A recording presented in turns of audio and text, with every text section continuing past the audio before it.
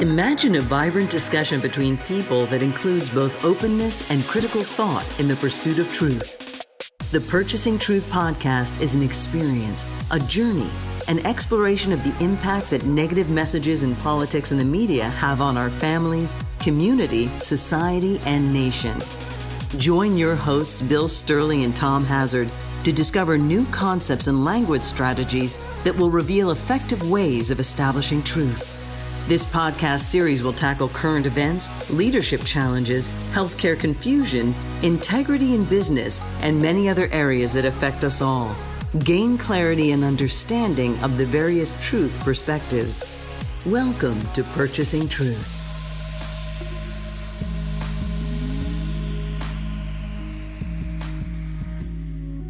Hey, welcome back, everyone. Welcome to Purchasing Truth. I'm Tom Hazard with your host, Bill Sterling. And, you know, Bill, I know we had an intent for what we were going to talk about in the next episode after our last episode. And as often happens, things, get thrown into disarray with what's happening in our, media and our culture in our country today. And again, we've had some shocking event take place. And we talked a little bit about it last time, which was we did. We talked about, the Trump attorney, Joe DeGeneva, who had called for Christopher Krebs to be drawn and quartered and taken out at dawn and shot. And so we did address that. But what's happened since then that's notable, and I think a fantastic departure point for us today, is that since then we had one of Georgia's top election officials, Georgia Republican Gabriel Sterling, come out and make a very impassioned plea to Donald Trump and to the senators, the sitting senators of Georgia, the two Republicans that are in runoff elections for the beginning of January, fighting for their seats. He made an impassioned plea to them to tone down the rhetoric, the violent talk. And he basically was saying that,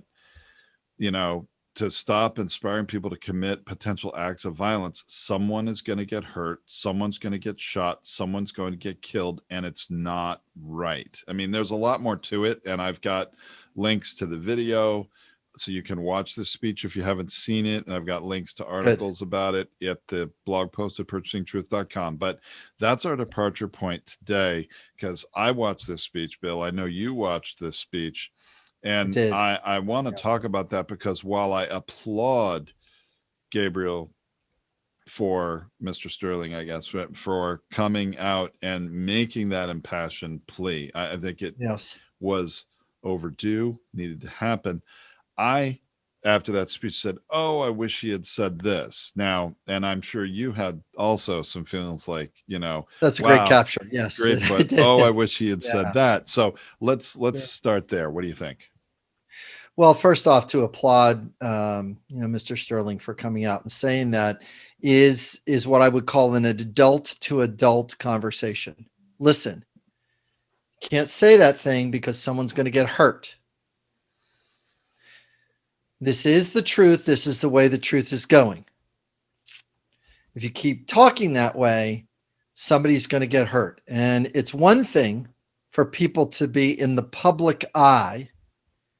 We can get security for ourselves to protect ourselves if you want to stir the hornet's nest a little bit and kick things around a little bit.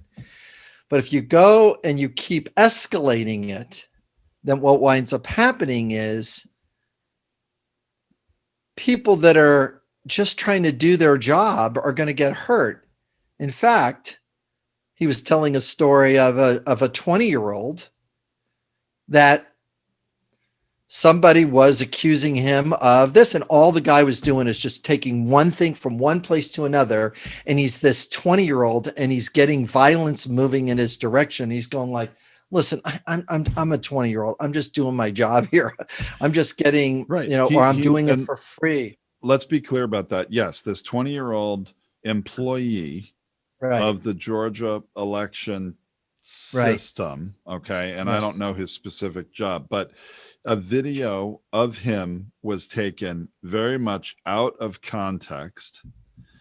The video, they were able to zoom in and see his name badge on Oh boy. his Yep. on his uniform. Yep. And then they've targeted this young adult and his family, and Yep. and it's become its own conspiracy theory that he was doing something he shouldn't do, and somehow that's evidence of voter fraud in Georgia. Now this has been completely debunked. He was just doing his job, and this is part of the violence that Mr. Sterling was talking about, coming out and talking about in his speech. But he was also referring to Joe DeGenova and what he said. But what was interesting and striking to me is he is saying President Trump, he's saying senators in Georgia, you need to denounce this. You need to come out and say this kind of talk is wrong. And you know, he is pleading with them to do that. Yeah, not till after the vote. Wait a minute. Notice how quick I went to their subconscious mind, and not until after January 5th, not after the runoff election. I ain't saying anything before then. I'm not going to come to defend this thing. If I defended him, I've got Twitter guy over here coming in my direction.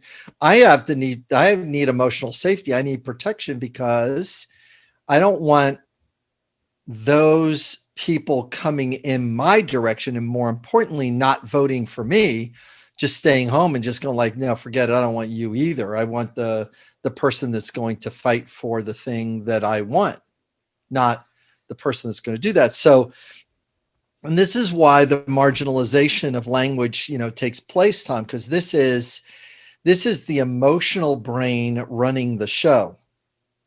I've talked about, and I'm pointing to my head now for those people who are listening, the back part of the brain does emotion and habit, or emotions and beliefs, really basically around safety or whatever it's been worked up about. I am validating something.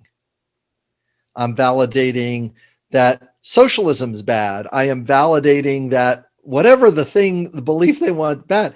And emotion and habit, or emotions and belief, always wins over logic and future thinking. Well, where's logic?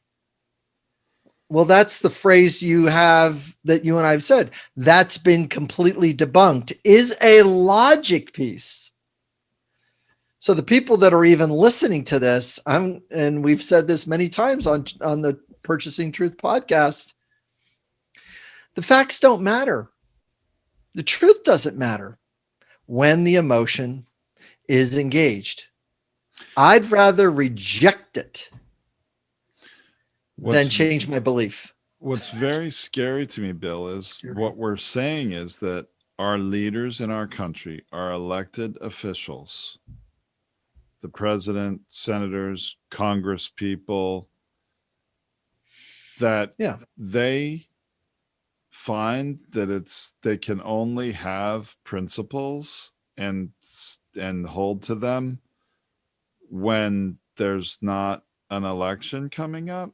That's correct. That's really sad. It definitely is not putting country over party or country over self, is it? See, Newt Gingrich has summarized this, and this has been the thread for 30 years. Newt Gingrich has this one completely down.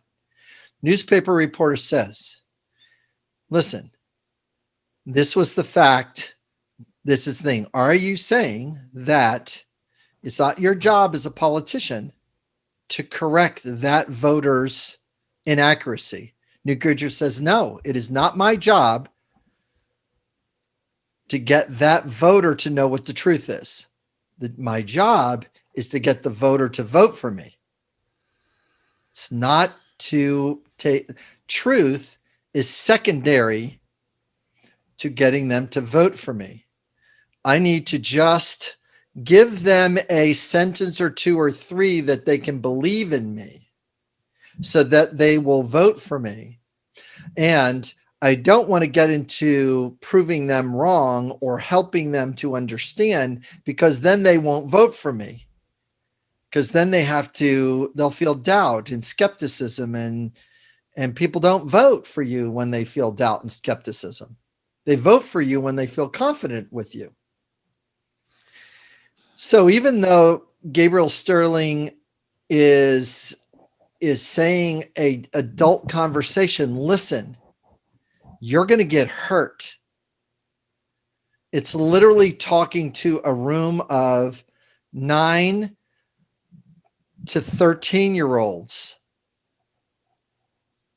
Those are the ones that are reacting in the emotional way that they are. And those 9 to 13-year-olds are in the adult bodies that don't want to believe that Trump lost, that there was the votes, because he planted the seeds in 2016. He's been watering the seeds every once in a while over the last 4 years. And this is when he's harvesting their brains and harvesting the crop of belief that there's massive voter frauds. He said that Hillary's votes were fraudulent, that the 3 million that she got was mostly fraudulent votes. Wasn't true then. It's not true now. It's so not true that these states have certified all of these things. So they're good. And Bill Barr has said there's been no evidence of. Now they're throwing him under the bus. Of course, because anybody who's not loyal to President Trump is, thrown under the bus. I mean, that's the big picture reality of President Trump. But not to get too distracted with that, although it's juicy. Yes, it is. Let's come back to Gabriel Sterling for a minute, because I do think there's so much to not only appreciate about what he said, that he's an adult in the room who is speaking truth, despite the fact that the truth doesn't matter. I really appreciate that he did it. I do think it was overdue and needed to be said, but I want to tell you what I came away wishing he had also said. Yes, and then please. I would love to know what you wished he would said, because I'm sure they're different things. Go ahead. But he was saying that if you don't come out and he was saying you need to come out and condemn this speech, or somebody's going to get hurt. That's really what he's saying. You need to come out and to condemn this speech, denounce it, say that it's wrong because it is wrong. And I'm paraphrasing here. I encourage everybody to watch his speech and see it for themselves. But his message was, President Trump, senators of Georgia, senators in general, leaders of our country, you need to come out and condemn this kind of speech. I had a friend, when I showed this article, he said, wow, and this is a label, but he said, wow, that's some South American dictatorial stuff there. I mean, it was really, to him, from another part of the world that's not America, that kind of speech. Okay, but I'm sorry, that's a little distraction. But what I wished he had said was, and President Trump and senators of Georgia, if you do not denounce it and somebody gets hurt or somebody dies, you will be partially responsible for that injury or that death. I wanted him to try to hang that responsibility around our leaders' necks who don't come out and condemn this. So I thought it would have had more impact, and it would have really forced probably those people to make a statement instead of just being silent.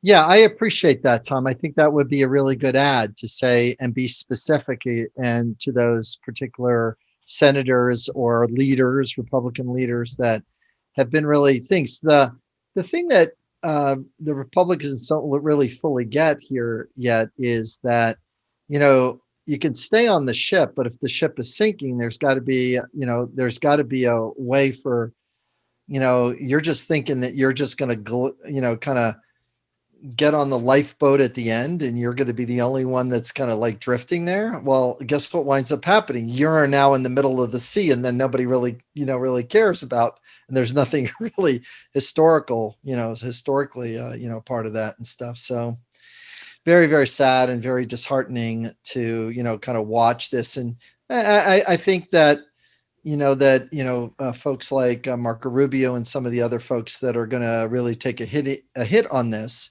eventually through the field of time, that they're gonna get dinged with this. It's like, this is not your moment. Now, even as I say that, it looks like it's truth to me that they're going to get dinged by it. But clearly, from the voting, no, they're not going to get dinged by it. They're not going to be held accountable. Why is that? Because our side, our identity is more valuable than the truth. Our identity is more valuable than the truth. Oh, wait a minute. Our identity is more valuable than respect. Our identity is more valuable than integrity.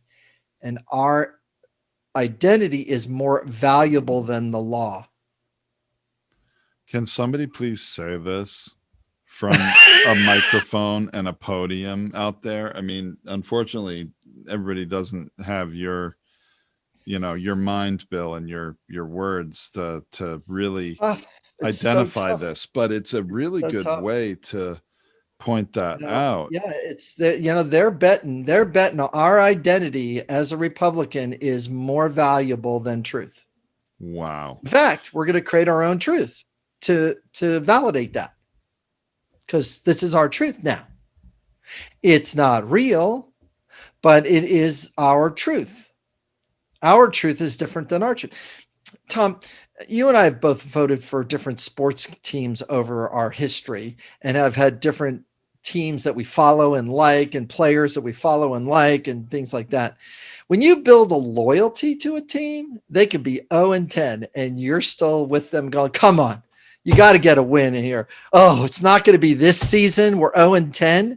It's like, come on. I've got I can't wear the jersey out now because I'd like to wear the jersey because that's a loyalty team. It's hanging in my closet. I can't wear the things.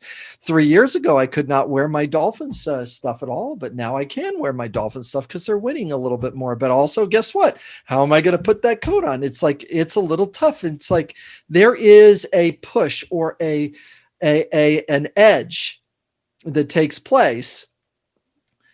And, when we have an identity, we feel good about our identity. I've been waiting the years for the Kansas City Chiefs to win. And I bought all the Super Bowl stuff because they won and stuff. And I'm walking down an alley, and a guy, lovely guy, the trash, he's picking up the trash. He goes, Kansas City Chiefs. I go like this. I look at him and he's giving me the scowl.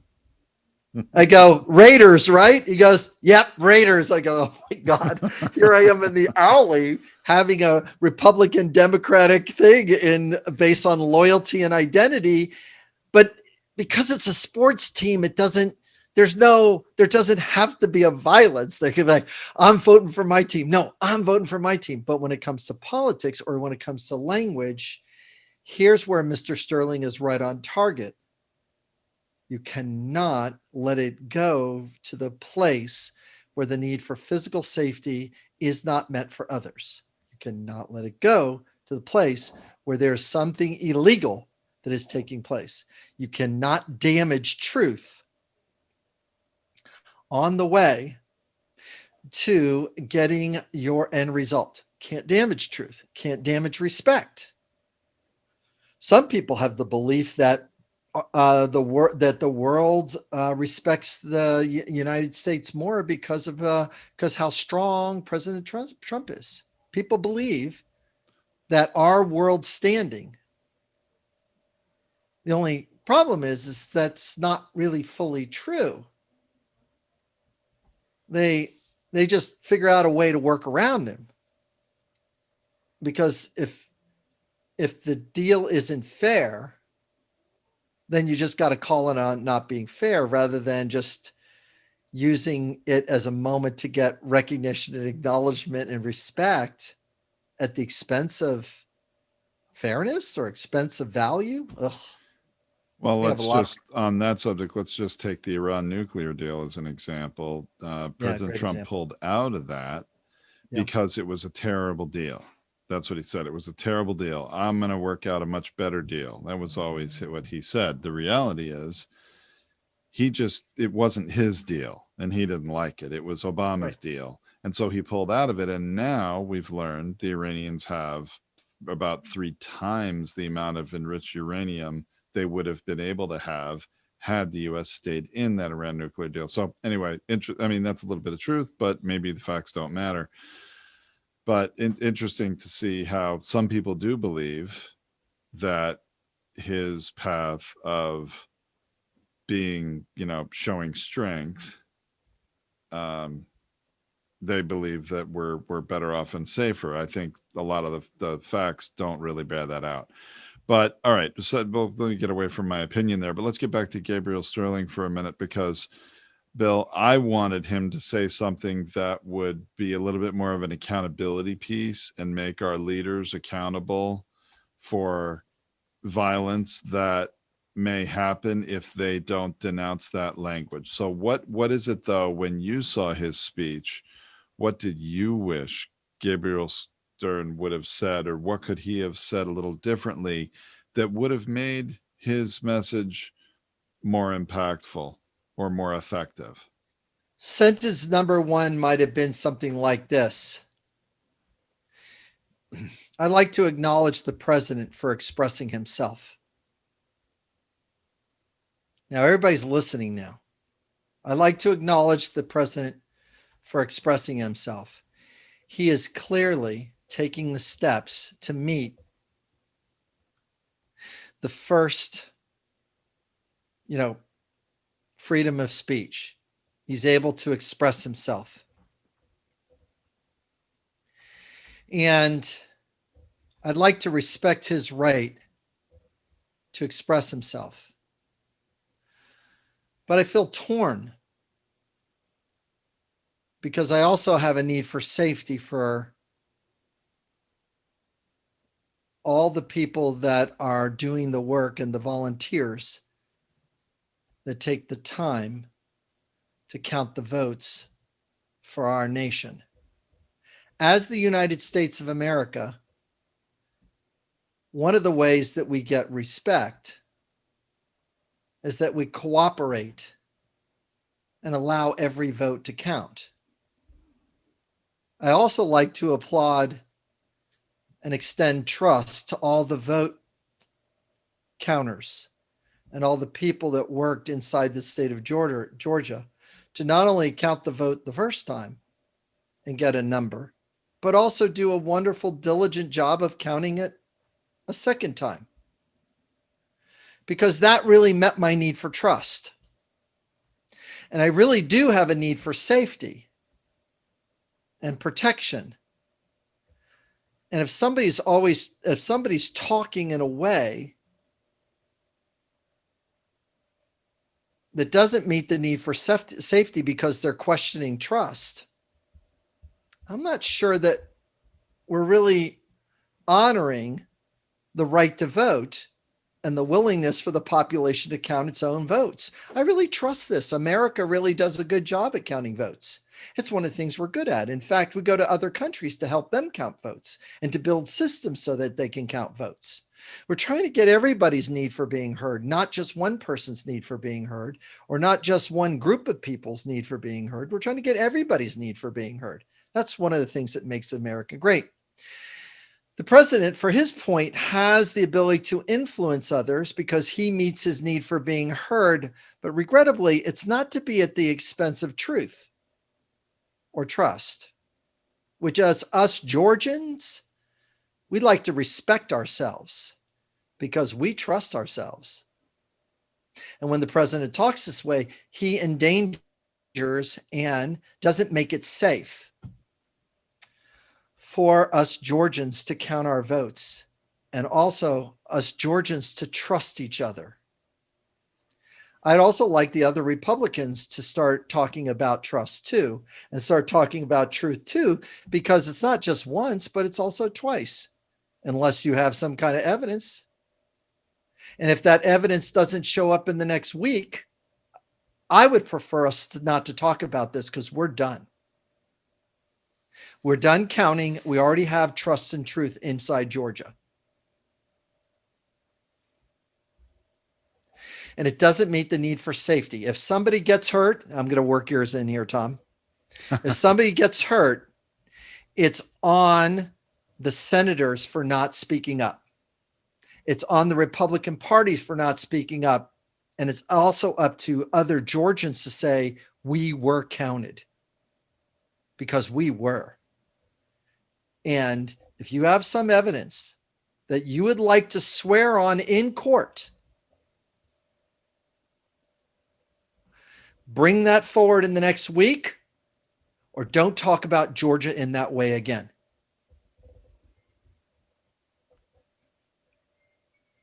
Now, you could see there's a little bit of a don't screw with the identity of Georgia. Don't screw with our right to vote.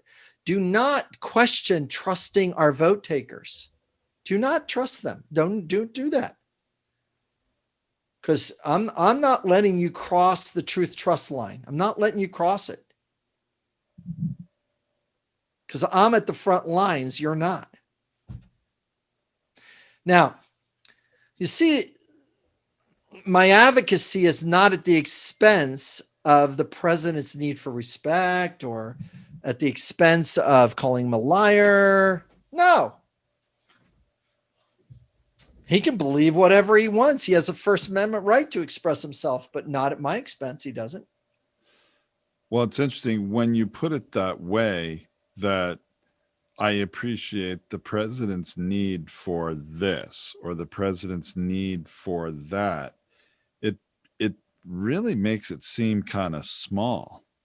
It's now no longer a big issue of, oh my gosh, the election was fraught with fraud. It's the president himself has a need for acknowledgement. He has a need for respect. He has a need for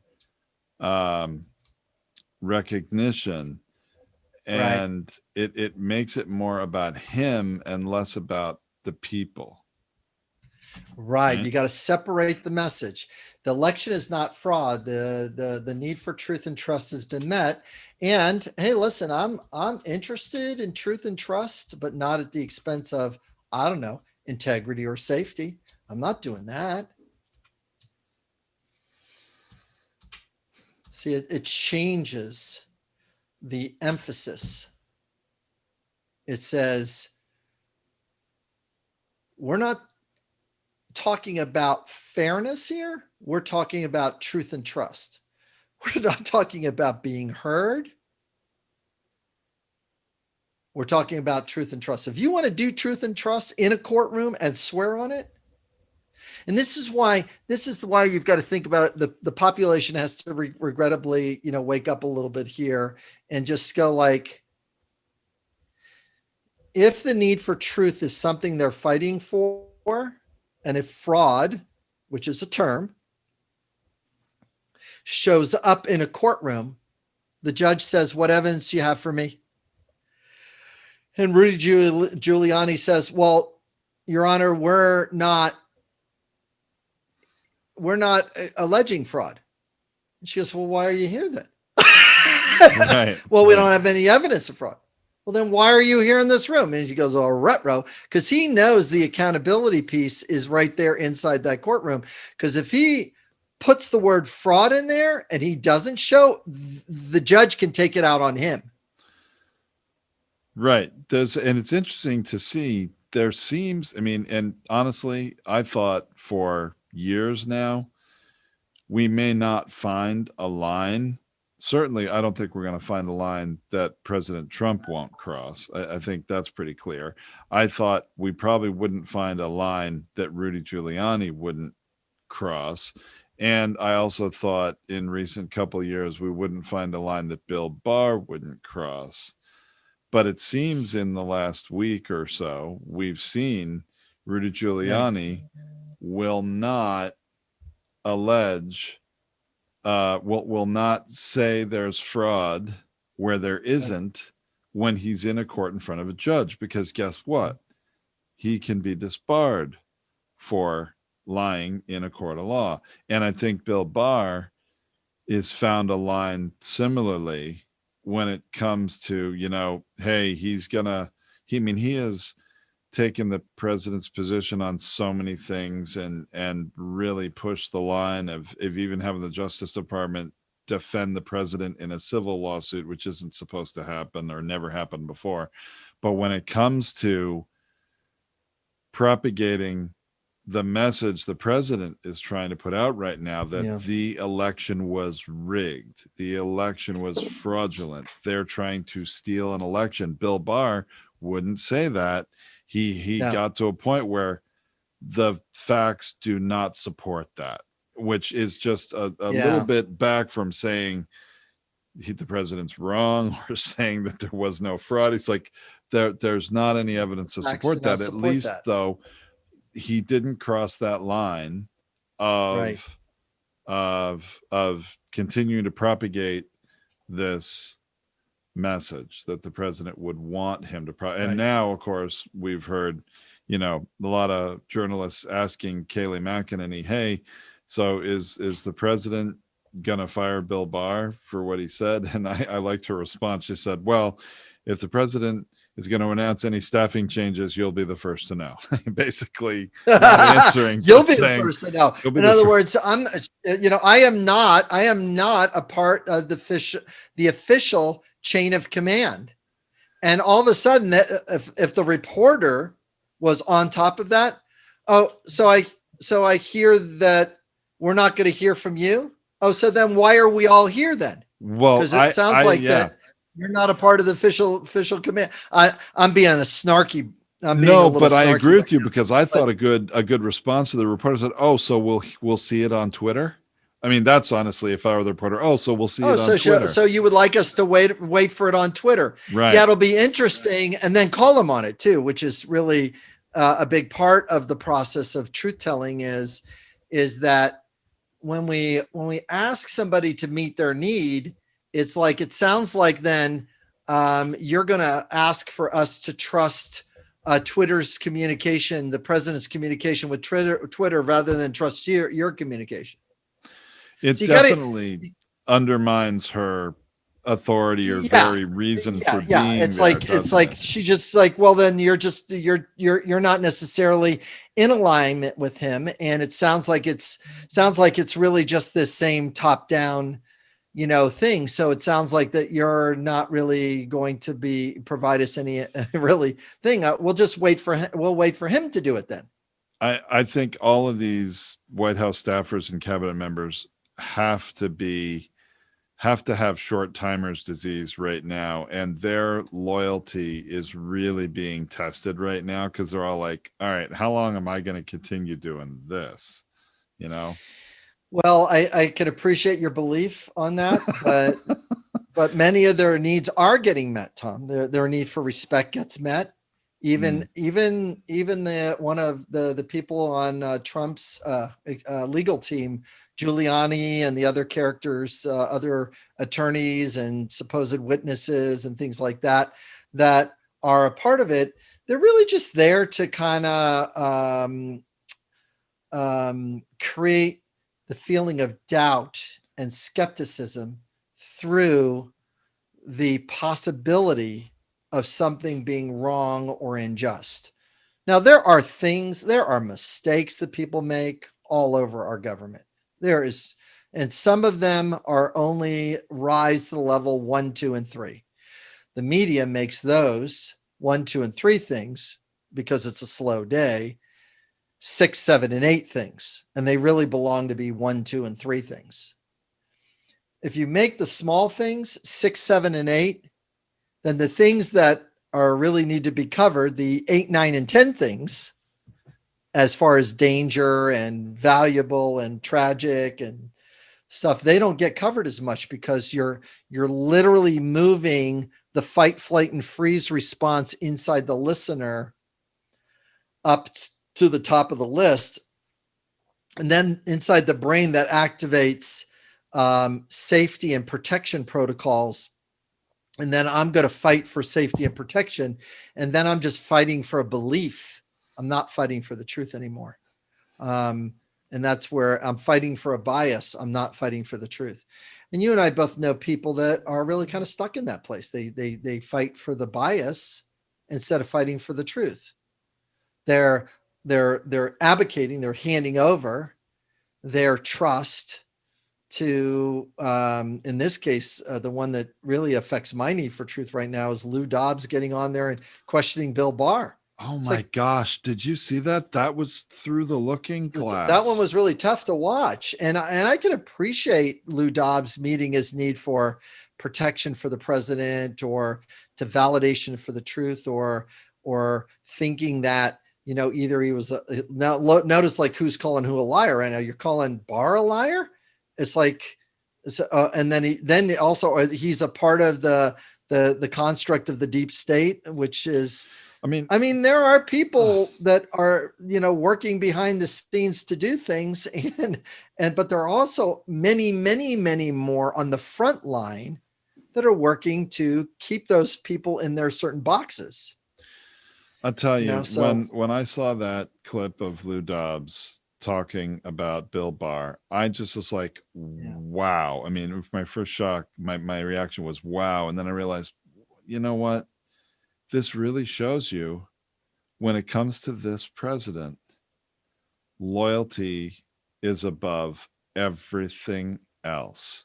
If Team you sports, are not baby. loyal, it's like everybody is loyal to the president is good. Everybody is not loyal to the president is bad. You could be good today because you're loyal to me. And if you're not good to me tomorrow, you're dead to me. You're bad. And loyalty is above party and above country when it comes to this president. Right. And that trend is kind of been going in that direction over the last 30 years. And it's caused the division, the amplification of social media over the last 20 years, 10 years specifically, have really kind of driven the divisions and the siloing of people. So people aren't really talking to each other as much. And it takes time to reach for understanding. You and I get on here and we get to know each other better because we're in a proactive conversation. It's like, hey, I'm thinking about it this way, Tom. You go, Bill, I'm thinking about it this way. And we're actually able to hit our beliefs and our values, to cull them, to say, oh gosh, well, what Tom said is actually a little closer to the truth than what I said. And wow, there's a belief or a bias that I was fed that's not true. And I'm okay to swap it out. Yeah, carrots are gonna make your eyes better, right? the carrots, the carrots in World War II. The eyes. That's totally where. That's what my brain just clicked there. Still bugging me. Still bugging me. But the difference, Bill, and look, there are the majority of Americans, I believe, are reasonable people and are good people. We're having a reasonable discussion. Great belief. Love your optimism. Well, I do. When I talk to somebody who has very different beliefs than me, you get to know them as people. They're not bad people, even if they have some beliefs that I would fight very hard against. But at the end of the day, they're generally pretty good people. I find most people are, but I think the mark of a really good person, or people that I like the most, are willing to have those conversations and are willing to challenge their beliefs and be challenged, or to at least have civil adult conversations. Yes. And I guess I didn't plan to say that here, Bill, but the thing that I wish would happen more is more of those people would speak out and speak, to speak to truth more, and not allow the propagation of all these things that are so junky right now. I'm not, this is not very eloquently put, but but I think you're right on it. And it's actually a good place to stick the landing here, Tom, too, because the way to stick the landing on this is that how do you make the discussion of truth safe? And the way to stick that is it's got to have, there's two different kinds of safety that needs to happen: physical safety and emotional safety. Those are the two initial kinds of safety. All right. Now, physical safety, we can kind of see that as we don't want to hurt anybody. Emotional safety, well, we want to make sure it's safe for somebody to speak up without somebody jumping down their throat or excommunicating them or ostracizing them or never talking to them again. We want to make it safe for people to express themselves. Because of social media, we have other kinds of safety that are showing up, which we've never had to contend with on a large scale. It's how does my brand or my personality, how is it going to be received by the outside environment? Because people can start hammering me and this podcast by going, hey, this is, you're this, you're that, you're this, you're that, the dit, and all of a sudden there can be a viral video about me or you at a drop of the hat. And all of a sudden it's like, but that was out of context. And wait a minute, and all of a sudden it goes in the different direction. So the pursuit of making truth safe to talk about is something that we can actually talk about, is how do you find safety in truth telling, which would be a really good place to talk. It's like, yeah, I want to talk safely about that. And then also be ready to, well, the person is trying to hold on to a truth that's not really true. How can I be compassionate to them without hitting them over the head with the stick? It's like, listen, it's like, and calling names and doing those other things. So it can lead us to some interesting discussions. And I think that, we've got to work through post-corona. We've got to work through having a healthy capitalism come back. We've got to fight for empathy and consideration for others, for people, as we go through this very troubling time. So, yeah, I think we have a lot of things that we can work on there, especially when it comes to safety and trust with the vaccines. I think there's going to be issues for people. Wonderful place to start. Yeah. Okay, yeah. Bill. Well, I look forward to that. Thanks so much. All right. Thanks, Tom. Thank you for listening to this Purchasing Truth podcast. We trust that you have enjoyed this engaging and thought-provoking conversation. Our hope is that you've received value, found clarity, and broadened your truth perspective in this episode. If you did, leave us a review or visit our website, purchasingtruth.com. Join us again for another informative and content-rich discussion here at the Purchasing Truth podcast. Don't just accept whatever information comes your way. Join the discussion. Discover your own voice. Purchase your own truth.